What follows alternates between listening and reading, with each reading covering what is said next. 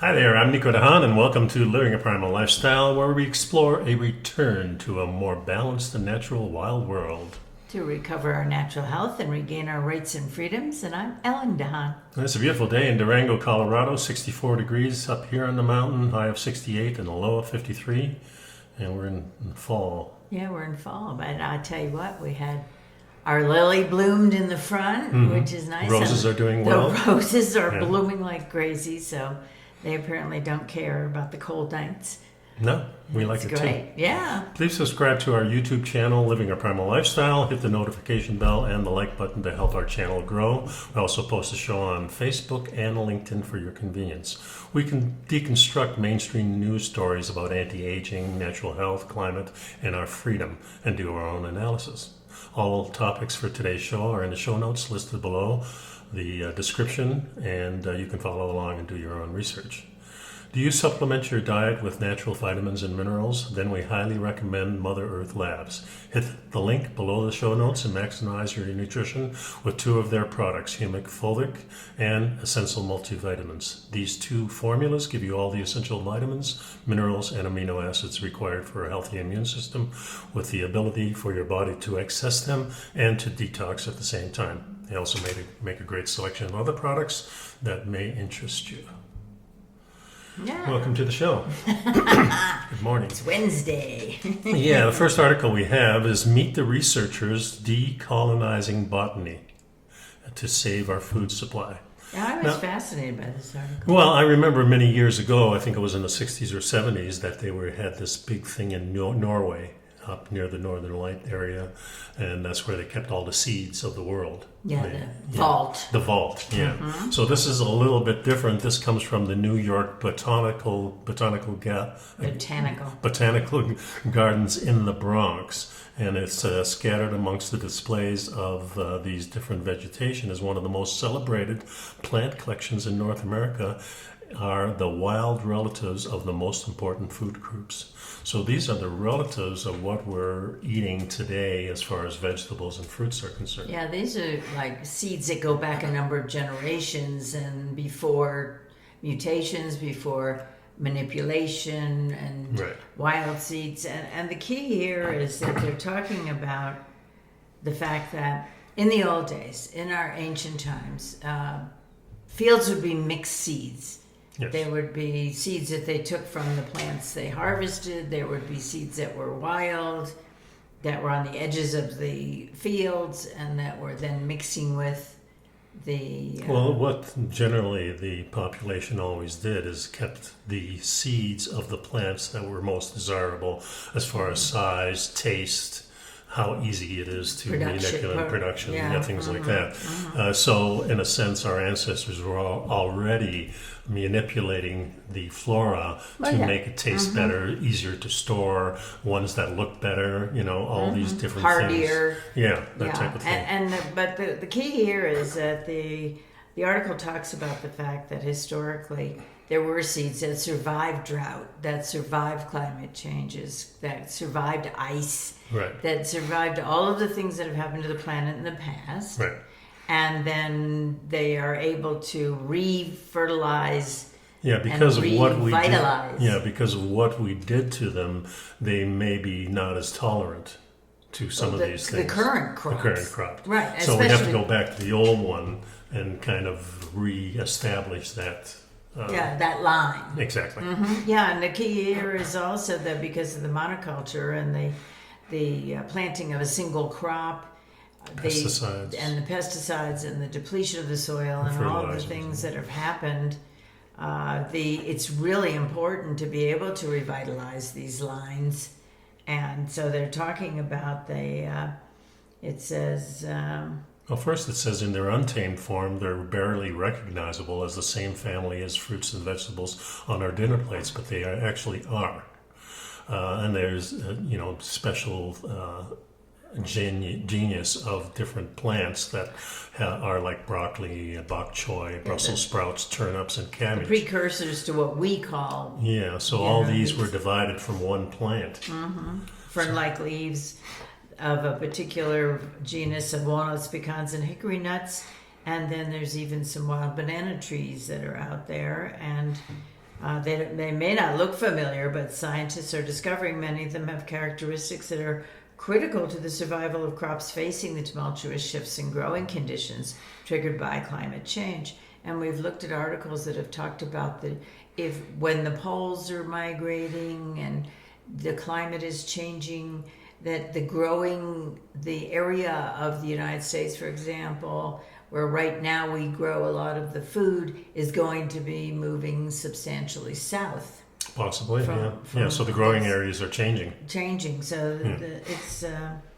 I like what it says here, too, in this paragraph. Many of us humans have cousins or aunts or uncles who may not conform with the rest of the family, who embark on a different path, and yet are part of the family's fabric, are wild relatives. Yeah, the same thing exists in the world of plants. So from the grasslands of the Midwest to the eastern seaboard, from the mountains of Central Asia and Mexico to the dry gulches of Arizona, come the undomesticated family members of the plants that we have tamed as food. Yeah, I think back and think about my dad making that the first one in our family, and our whole extended family, to be the one to leave Holland for the new world, because he was one of those wild relatives. Yes, he was.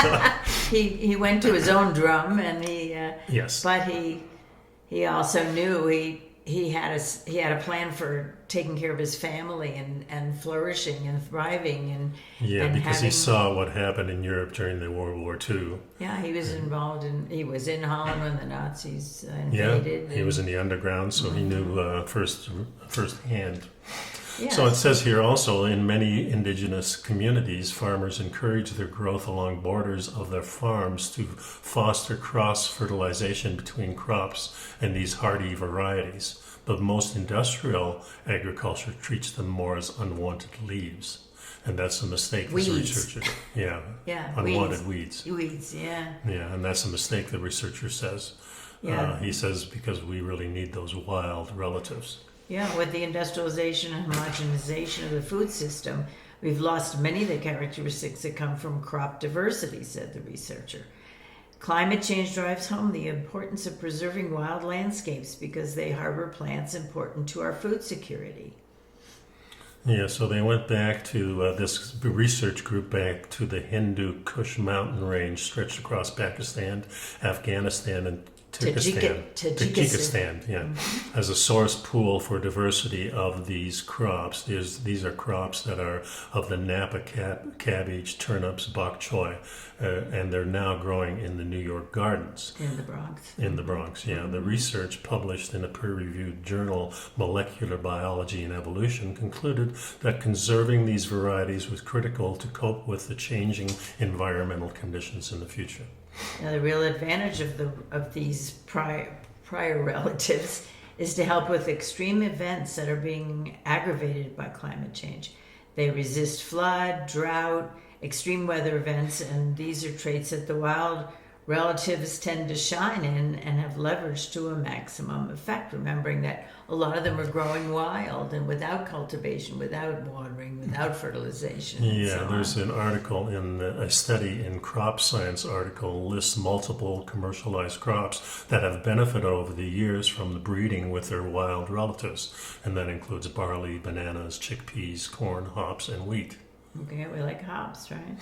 Yeah, we do like hops. That's true. 3/4 of the crop seed varieties on Earth in 1900 were extinct by 2015. Wow. And the UN's Food and Agriculture Organization predicts that we're on the verge of losing as much as a third of the 400,000 remaining varieties. So in North America, a recent study was published that identified at least half of the wild relative populations in North America as threatened with extinction, driven by the changes and other pressures. Yeah.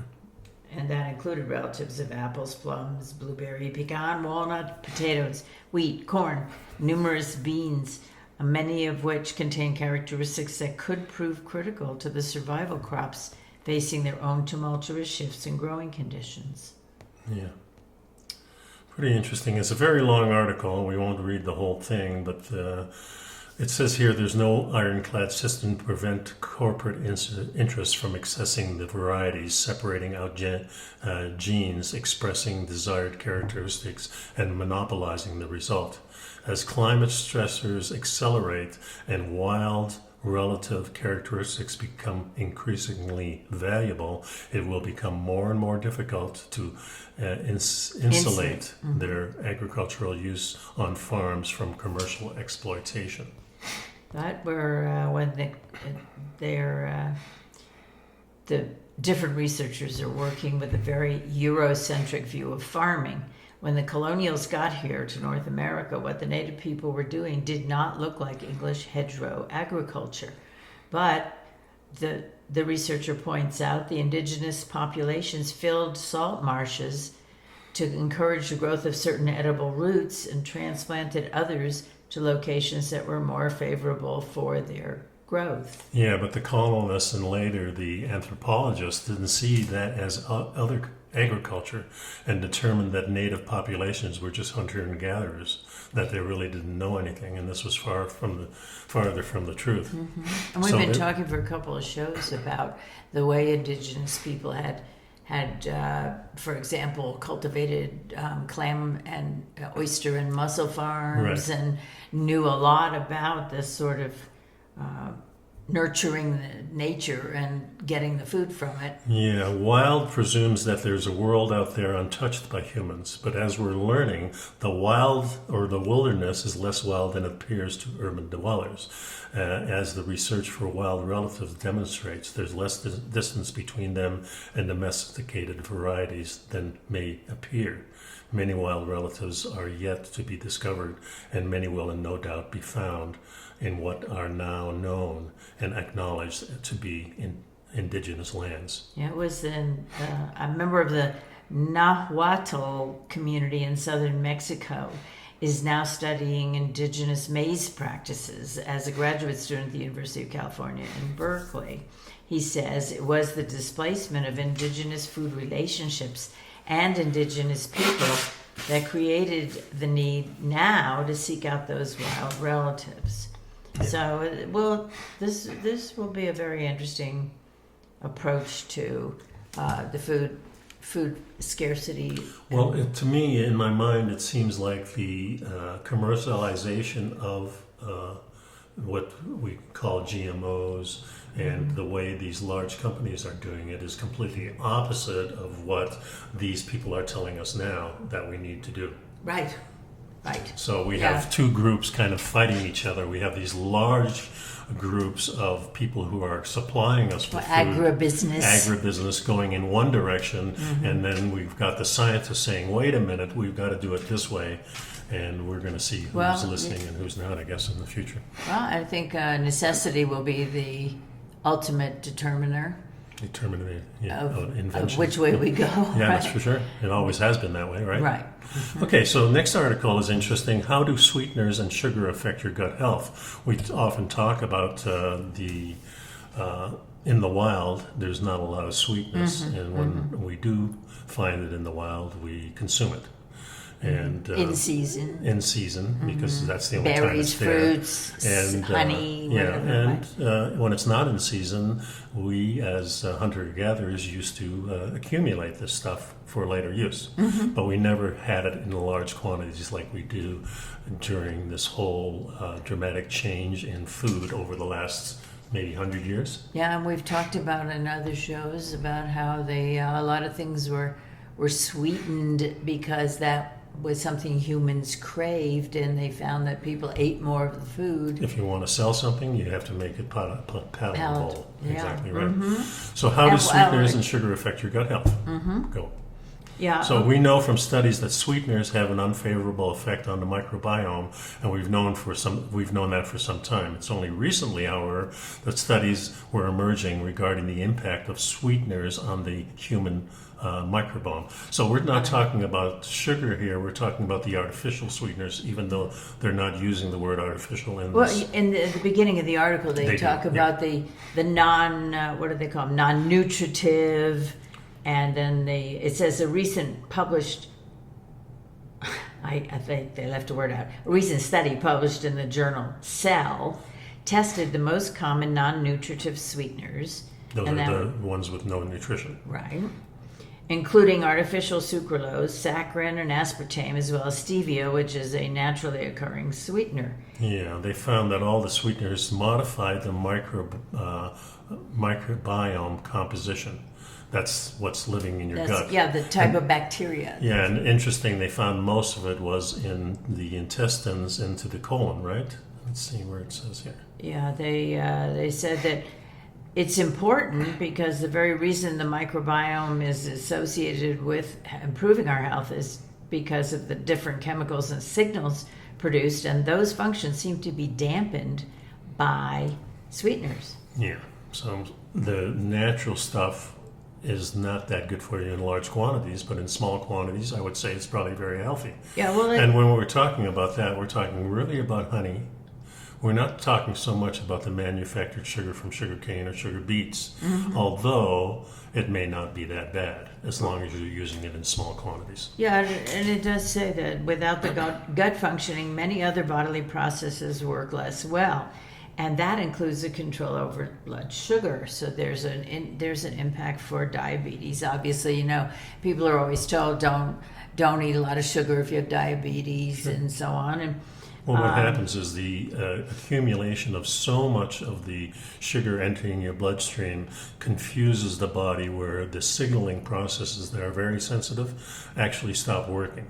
So the mechanism for controlling that sugar, which is the pancreas, which is the insulin, is compromised. So the signaling is no longer working. So you don't get the insulin that you need to combat process the sugar and get and it out of your system, exactly right? And it says sucralose was shown to alter the microbiome the most. It also had the largest impact on participant sugar levels.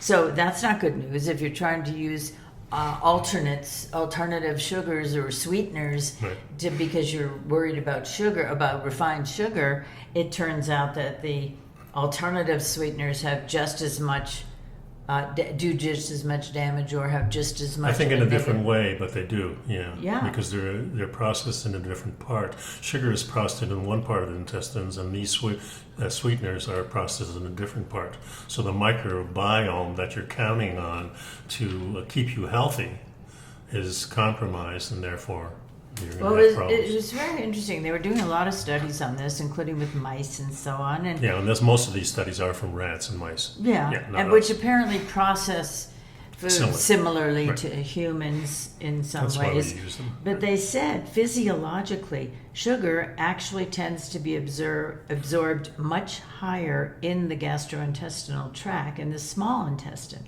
rather than in the colon, where we find most of our bacteria.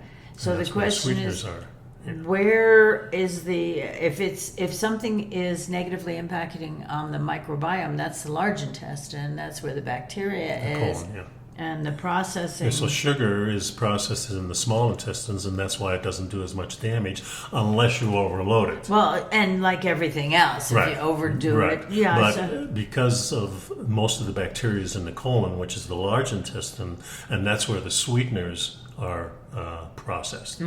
So that's why it's doing more damage than the sugar would. Or it has more of an impact. And let's say you're using just as much. So if you're using tablet for tablet or teaspoon for teaspoon, the damage will be more with these artificial sweeteners. Yeah, so it says if you're... there's a lot of information that suggests that sugar feeds the bad bacteria, but it's not black and white. The negative impact may be because high sugar diets tend to be low in things like fiber plants and polyphenols. So it's always a balance that it says if you're eating a diverse diet but enjoy a sugary tea or chocolate bar once a day, you should not be worried about your microbiome. Right. And the same goes for sweeteners. Whether sugar or sweeteners are better for your microbiome is a difficult question, says one of the researchers. We know that it depends on individuals and circumstance, and we know that adding excess sugar can be inappropriate for other health metrics and now they're saying that the alternative sweeteners have just as much inappropriate impact. One thing I find disturbing is that they'll mention here, and like exercise, your body gets used to things. So if you don't use as much sweetener, you cut back on it, and you start tasting more of the tartness in all these different fruits that we have, or vegetables, or whatever we're drinking, we get a palate for that. So we get used to those things.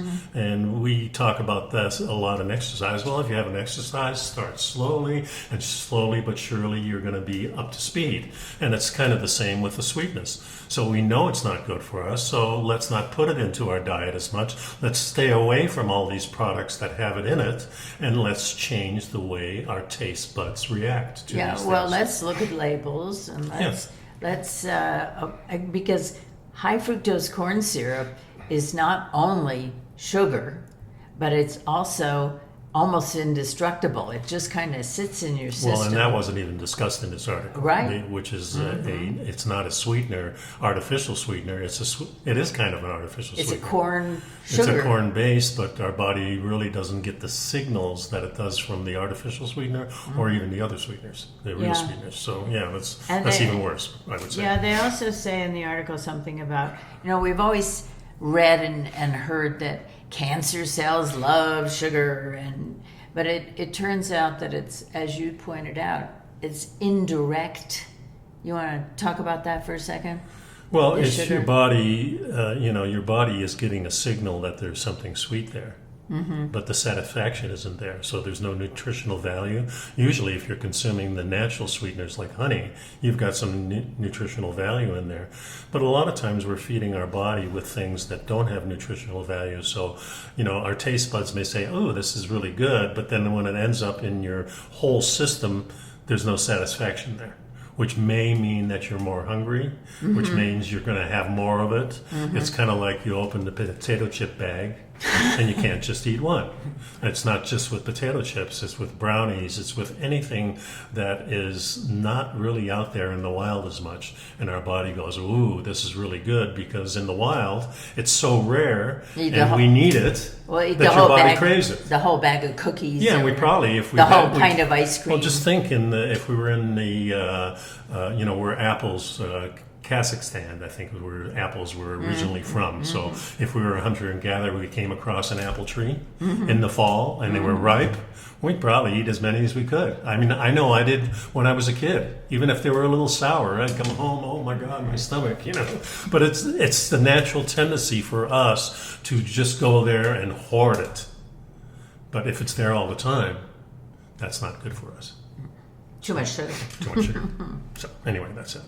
Okay, next couple of articles are kind of interesting, and they kind of go along with each other. The first one is called "We're Surprisingly Good at Surviving Amputations."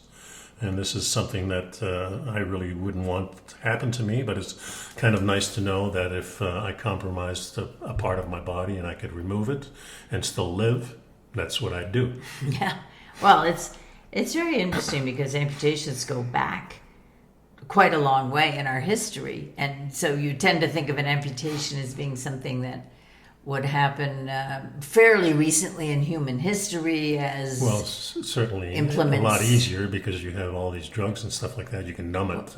You can numb it, and you have antibiotics, and you fight infection, and you have sterile conditions, and you have very sharp instruments. So the idea of living after an amputation, you would think today would be a no-brainer. You could do it.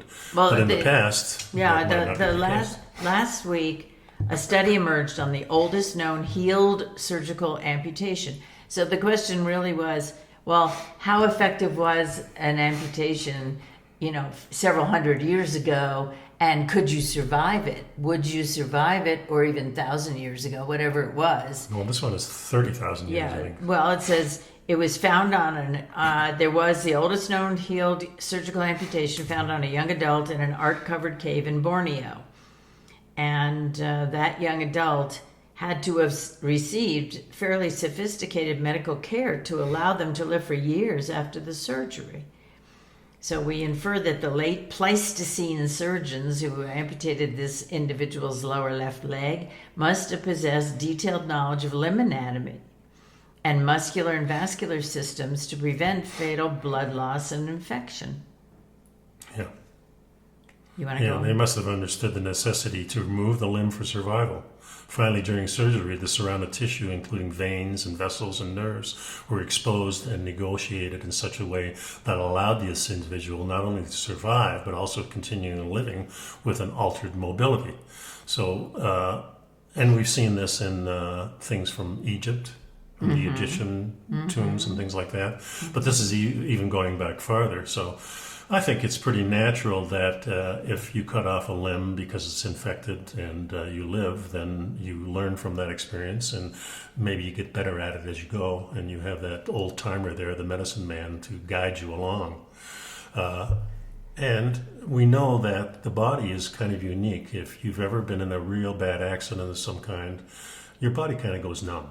I mean, we have these drugs nowadays. I can numb this joint here and I can repair it or whatever, do to it. But in the old days, if you had a traumatic, if somebody just cut off my arm here, I wouldn't feel it immediately. It's looking at it and all that stuff. I remember when I was a kid, or even when I was in nursing, these nursing classes that we have, when a kid cuts his finger and he looks at it, he's not crying. It's only he's watching the reaction of the older humans. And if they're going bonkers, he's going to go bonkers, that type of thing.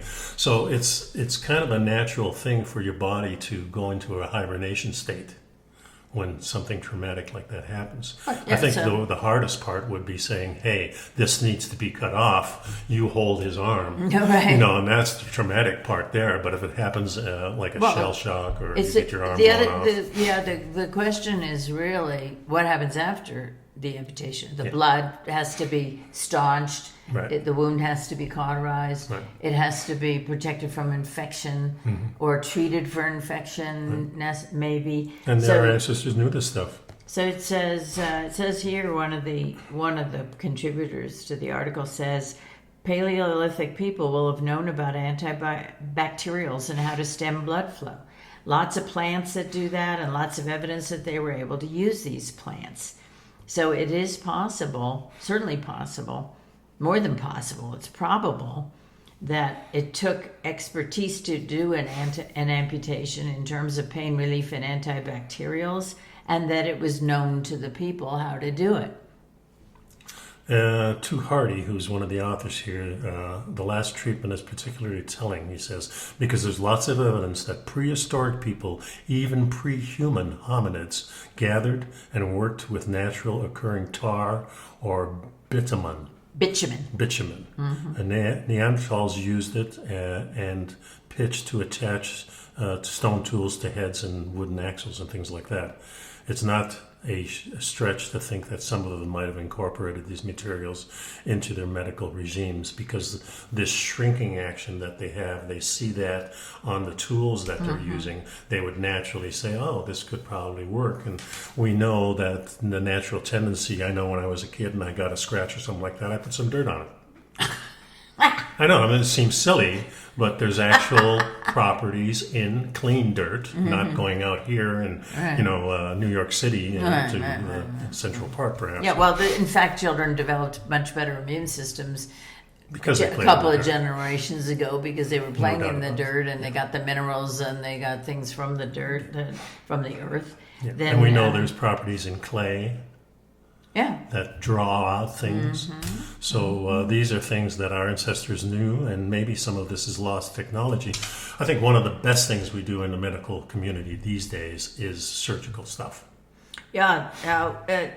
I always think of that we developed an awful lot of these techniques because of wars, because of traumatic injuries on the battlefield. That people so they say battlefield amputees received non-surgical care, and some of it might be more effective than we give it credit for. Going back to the 1500s, surgeons realized they could stop artery bleeds with forceps. And amputation patients might have had the wound cauterized with hot oil, with copper sulfates, or with the tar, the naturally occurring tar. Or just a hot blade. Yeah. Which could both stop bleeding and sterilize the site. Yeah. So there's evidence that caregivers applied treatments that are now widespread, well before the modern medical system existed. this one really struck me. First defibrillators showed up in the late 1700s, but it was another 250 years before they became popular with hospitals and emergency services. Yeah, human beings are inventive for sure. So the question is, how do you learn this stuff? And the next article actually talks about that. Americans learn skills to survive the climate crisis in a wilderness course. Well, I think part of and as far as the medical stuff was concerned, I think there was some level of trial and error. Sure. Some accidental discoveries that when something got smeared on a wound, it healed faster. And it was kind of accidental, but then they realized that it got passed down from generation to generation by them. Yeah, and you also get a team together when you're traveling. In military, the team is picked out for you.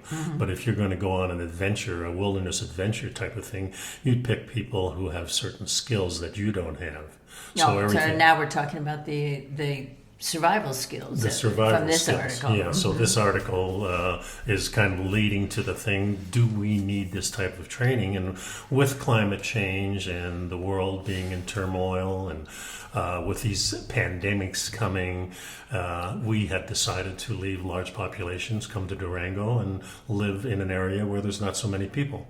Well, if we were to survive out here with a lot of electricity, it would be for us a lot different than, say, in Florida, where you're in a big urban area and now you're surrounded by a lot of people. Here we don't have as many people and we have a lot of wilderness, so it behooves us to get some skills together. So if something does happen, we at least could still survive, right? Yeah. And that's what this course is about. Yeah, well, I think it's interesting because people were doing survival courses, and survival courses have been around for a long time. There's TV shows all over the place with survival. And the first thing I remember is the Boy Scouts. Yeah, and the Boy Scouts and you learn your knots. You learn how to use a knife. You have to all make these a skills, fire. become an eagle, that type of thing. Yeah, exactly. So we have that now. We're saying, okay, could any of these skills actually come in handy or be critical to surviving if suddenly it became so cold outside in the summer, or even so hot. I mean, hot. Just if the electricity goes out, and now it mentions in this article here. We're not going to read the whole thing, but with a couple of things that it mentions. Can you light a fire with just one match? Yeah, my question would be: can you get a fire without a match? Without a match. Yeah, it's even more important. Right. Yeah, it's great to have a match, and it's great to have these little survival matches and lighters and things like that. But once you run out, you need the skills to do it like our ancestors used to do it. Yeah. You can't just wait around for lightning to strike. It says just this summer, a third of Pakistan was submerged by floodwater, displacing millions of people, causing a humanitarian disaster of epic proportions. That's one thing we don't think about. All these floods we're having and earthquakes and fires, then there are populations that have to leave where they live and have to go somewhere. Right. And the question becomes, how do you absorb them in another place? Right. And then they were saying the Amazon, China experienced the worst heat wave in recorded history. The Amazon may already be turning into grassland. There were wildfires in London, and long-lost Second World War ships and bombs have emerged from dried-up rivers. That's pretty interesting. Well, I remember when we were living in Florida and there's hurricanes around. Our biggest concern was that we have a home and it stays and we have electricity there, or if we don't have electricity, we'll make do with what we have. The biggest concern for us is that we don't go to the shelter. Because for me, the shelter is worse. I'd rather be just with you or another friend, surviving that way than a bunch of people I don't know. I've never... Yeah. And would you ever go to a shelter? My contention is that I want enough skills that I can survive on my own. Yeah, we're not talking about a short-term hurricane thing here. No, because that's just a week, right? Yeah, at the most. Here's the thing. We lived in Florida at a place that was on a granite bluff. Yeah. It was the highest point in the county. and the chances were extremely high that we would not be flooded. Yeah, because we were 35, 50 feet. 50 feet or so above sea level, which doesn't sound like much now that we're 7,000 feet above sea level. But in Florida, in Florida that was substantial, and we also had a couple of kayaks in case we needed to get out. Yeah. And there were things. We also lived in a house where we had a whole house generator, where we put a metal roof on, where we had solar panels. Yeah. We were doing what we thought was the best thing to maximize our chances of getting through Well, we both had, for the 20 or 30 years before that, had gone through 2 or 3 or 4 or 5 different hurricanes. So we had experienced it and knew that, for 3 to 5 days is usually all you need. Yeah, well, and we ended up with 7 days without electricity, but we had the generator. We had the generator. So, and it ran on propane over there. So we came up here and we again looked for a house this house is a concrete house with rebar in the walls, and we put the metal roof on, we put the solar panels on, we have a whole house generator where, we've worked to kind of maximize, and in fact, and we're in a small community too. Yeah, so. A couple of weeks ago in the middle of the show, we had a power failure. And it took about 15 seconds for the generator to kick in, and then we had electricity for the next few hours until they fixed the problem. It's always nice to have that. Yeah, So it's really important for people to have some kind of strategy, but it's also much more important to go through courses like this, where you go in depth on how to build fire, how to make a little shelter of some kind, how to make clothing out of the forest, perhaps. Well, where to go, where to get food. The nice thing is we have enough material in the house. Everybody has enough material. If it's your sheets, if it's whatever it is, and we have layers of clothing and so on. And I mean, they would last for. Yeah, but we still have never gone through a course like this, so I think it's important to understand this. Over the past 5 years, the author here has a variety of survival programs from his property, which is a 90-acre wedge of land a few miles east of the Hudson River near the Appalachian Trail. He was a former mob hangout. A burned-out jalopy is near the campsite, he says. Oh, he recruited a former mob hangout. No, it's a reputed. Reputed. I can't even read. Yeah. So this is a small little area, which is a campsite, and it used to be a hangout, I guess, for former mobs. And this is where, I guess, Jesse James and those people went. Those type of people, I should say. So anyway, there's a bunch of derelict buildings there. There's... but he lives in a tent. Yeah. Because the buildings are so derelict, he can't. Doesn't sound like the place I want to go, actually. No, not at all. But he does talk about, it's not for everybody, right? And the idea is not so much that I need to learn how to go into the woods and build a shelter to protect myself from the elements, the cold, and the animals. Mm-hmm. It's more that I need to, that people just need to have some basic skills that if we're in the house but we need to build a fire, we have plenty of space. We got patio stones and so on, so that we could. What if you have to leave the area too? That's the other thing. Do we want to go to a shelter? Maybe we would go to a shelter, but if we were shelters are very important. Oh, I think definitely, because they save people's lives. Sure, they do. But my thinking is would we? You and I. It's a matter of personal choice. Yeah, and I'd rather be able to survive here. If I have to leave the house, then I'm thinking. The ultimate goal is to be able to shelter in place. Yeah. And here we don't have really the major thing that is of any potential impact would be a wildfire. Mm-hmm. Really. Yeah. We don't have. Although you think we don't have hurricanes, but realistically, coming from the Gulf. No, but. Anything that's coming from the Pacific side of Baja California and then goes northeast we've had plenty of rain events. Yeah, in fact, most of the rain we're getting today will be from one of those tomorrow storms. Will be from one of those storms. Yeah, so it's interesting. They talk in the article about the Mississippi disaster where there was 150,000 people without drinking water.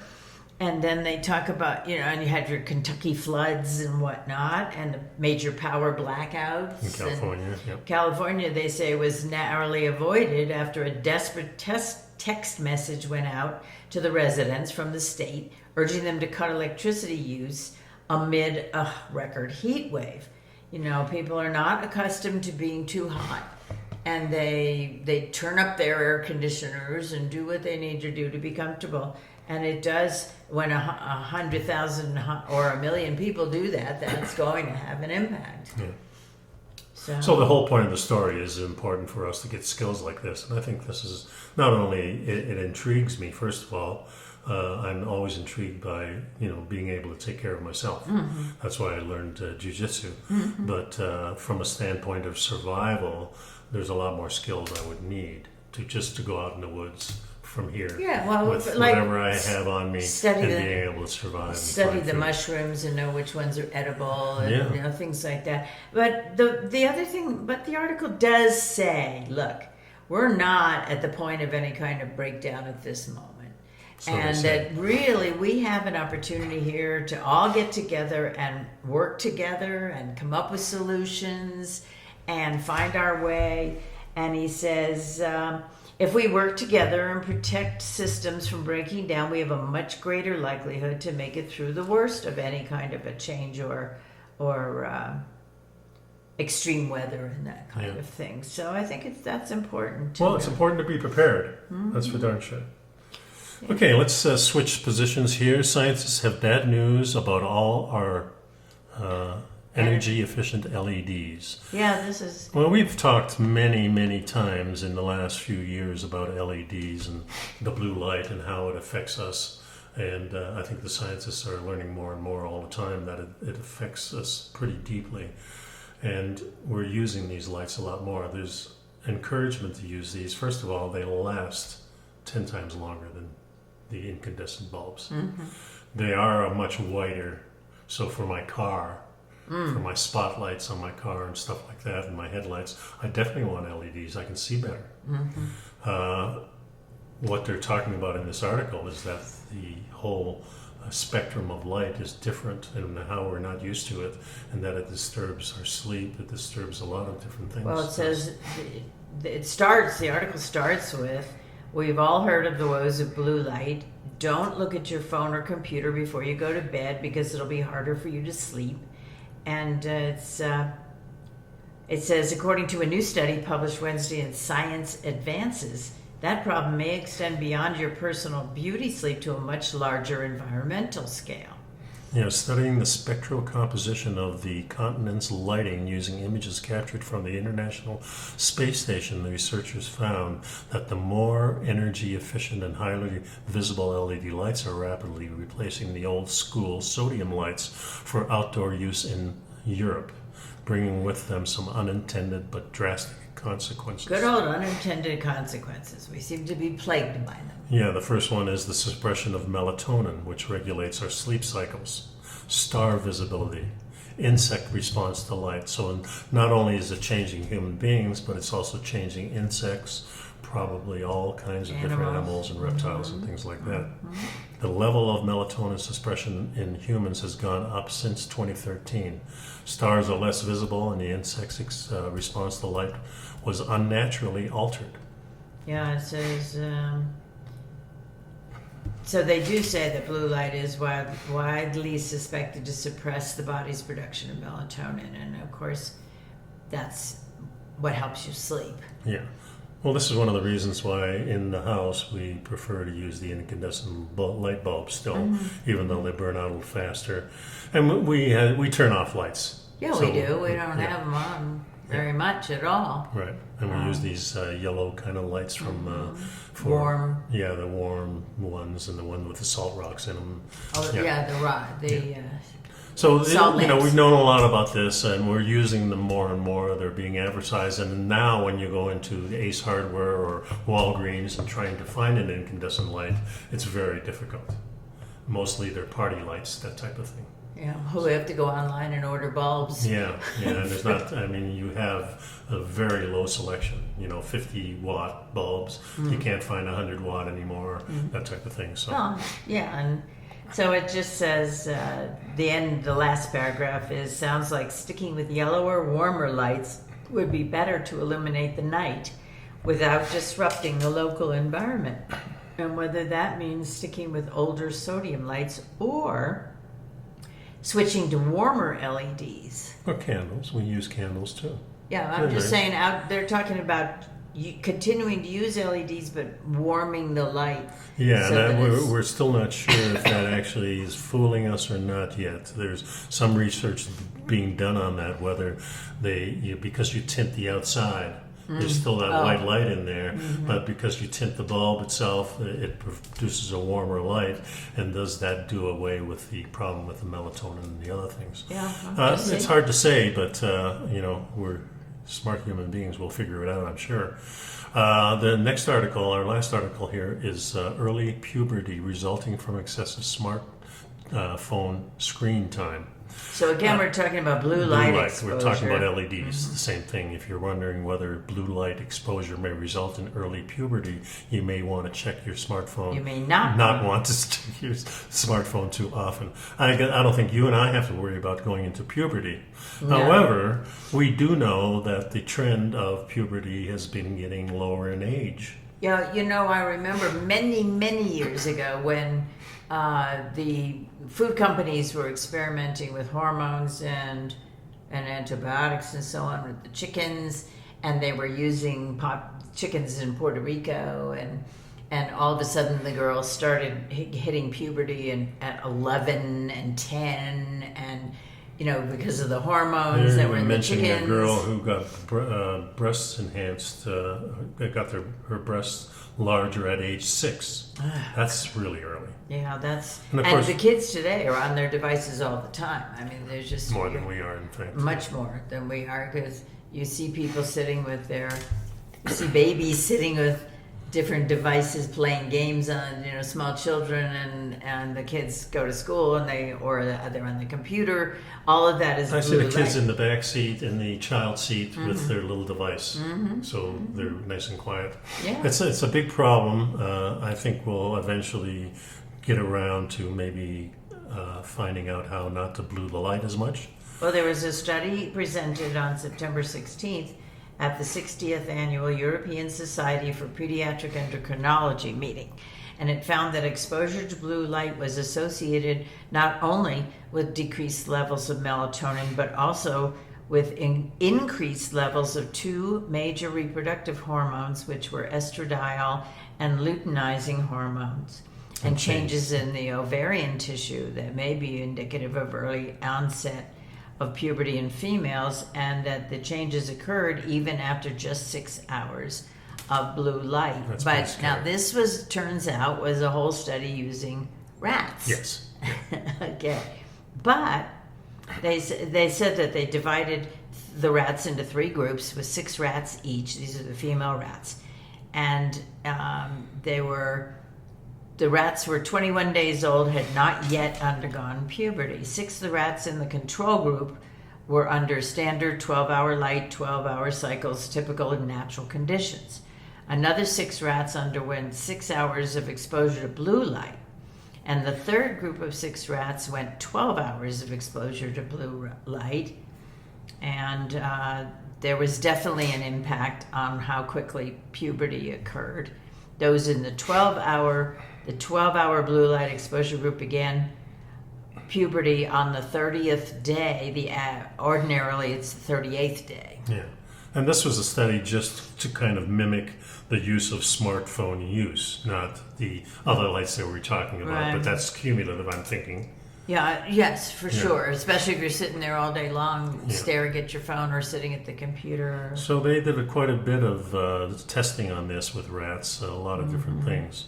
And there's also earlier evidence out there, they said. Over the past decade or so, researchers have been noting how girls on the average have been entering puberty at earlier and earlier dates. There have been reports of girls developing breasts as early as 6 years of age. The concern is maybe a result of increasing amount of artificial bleep around us, such as more and more chemicals in the environment and more additives to foods, and of course more and more blue light. Yeah, and again, it points out that there is a lot of different contributing factors to the deterioration of our health and well-being, that it's not just the blue light, but excessive exposure to blue light will add to any kind of problem.